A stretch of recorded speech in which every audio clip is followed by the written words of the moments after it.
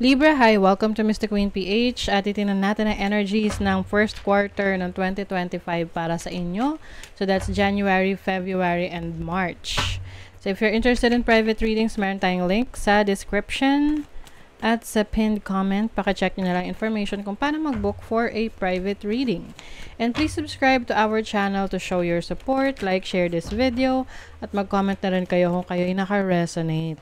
And thank you sa mga hindi nagsiskip ng ads. It really helps our channel a lot. Okay? So, let's begin. Libra, what's up with you? First quarter ng 2025, January, February, March.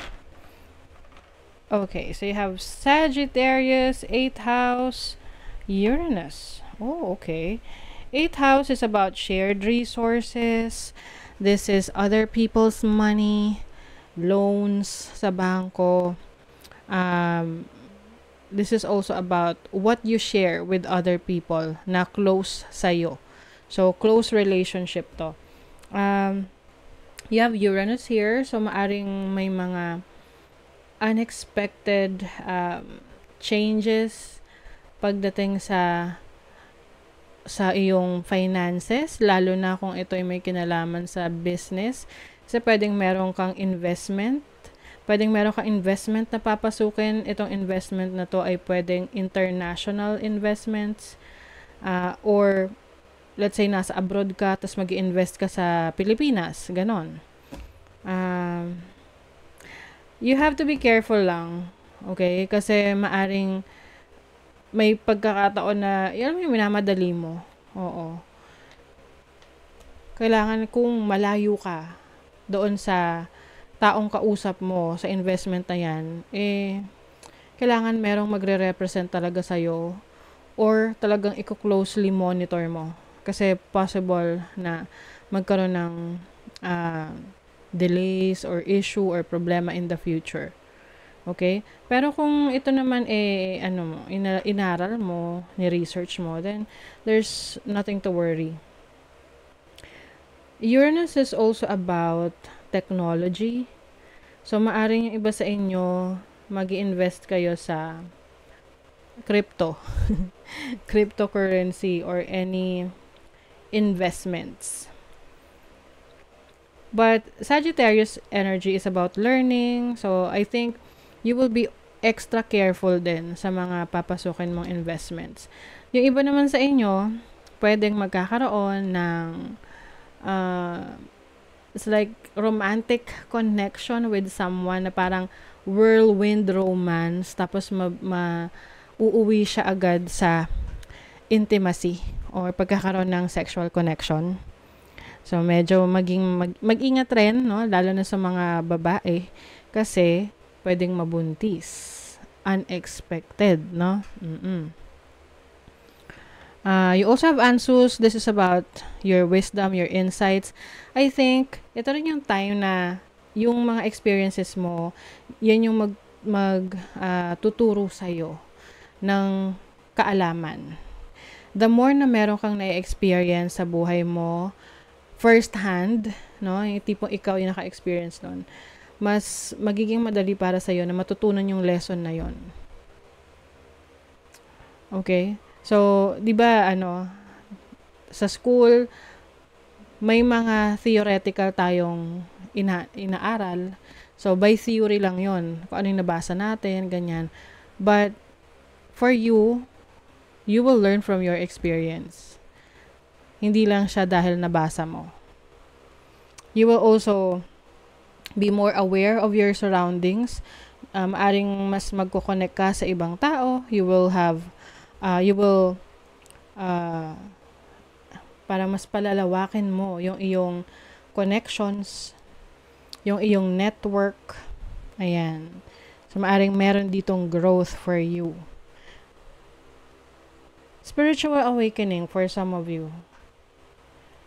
Maaring mas nagiging open ka, mas nagiging liberated. Kumbaga parang open ka sa mga bagong insights, not being judgy, no? Sa nakikita mo sa paligid mo, mas nagiging malawak yung pag-iisip mo. Mas nagiging open-minded ka. Okay, let's see your overall energy you have the strength card. So, some of you, this is physical strength. Palalakasin mo yung katawan mo. You will do exercises. You will improve your health. This is also courage, lakas ng loob, no, na sumubok ng mga bagong bagay sa buhay mo at lakas lang loob na harapin yung mga challenges. So, what is the challenge here? The Page of Pentacles. Some of you, maaring magkaroon ng challenge pagdating sa pag-aaral. Kung kayo ay estudyante pa, no, nasa college kayo, or you are taking up master's degree, doctor's degree, or may inaaral ka na bagong interest mo. Pwedeng ang challenge dito is nahihirapan kang makasabay, or yung oras at panahon mo ay kinukulang, or kung kailangan mong maglabas ng pera para makuha mo yung knowledge na yon, maaring maging challenge sa'yo sa una. But I think magagawan mo naman to ng paraan. Okay, let's see your opportunity. Yes, you have the Two of Wands. Finally makakapag-decide ka na kung anong path yung tatahakin mo. Kasi for some of you, may mga options available sa inyo, pero hindi kayo sure kung alin doon.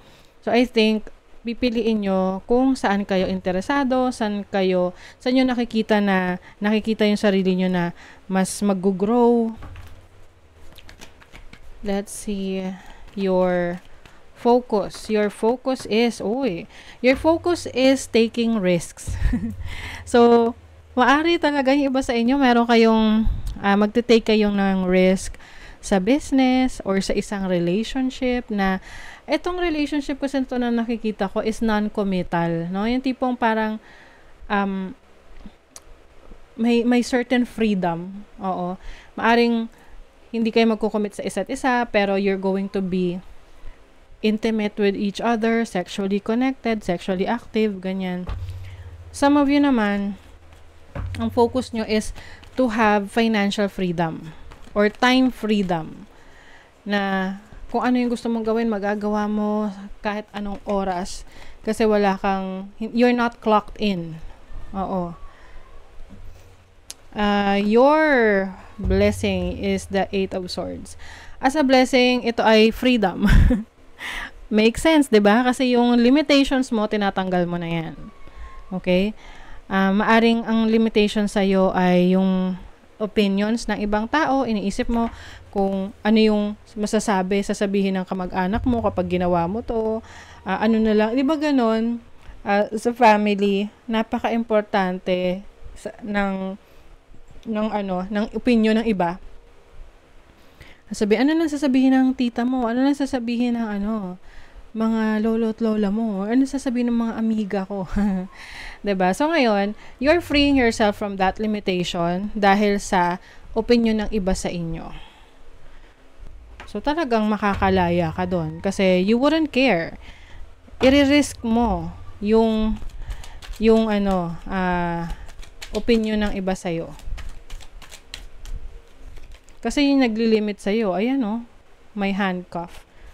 Merong naglilimit. Ayan, feeling mo wala kang power, feeling mo kontrolado ka ng iba. And I think ito yung magbibigay sa iyo ng opportunity na to free yourself. I feel like there is someone in your life na tutulong sa iyo na mas makilala at matuklasan yung sarili mo kung paano mas maging malaya. So this can be someone na mentor or someone na pina-follow mo, na nai-inspire ka sa mga sinasabi niya. Alliance, so someone is going to help you work on the things na kailangan mo pang i-improve sa sarili mo. Divine guidance. Yes, you are divinely guided, Libra. Ayan, sensuality talaga. I-express mo yung sarili mo in a very sensual way.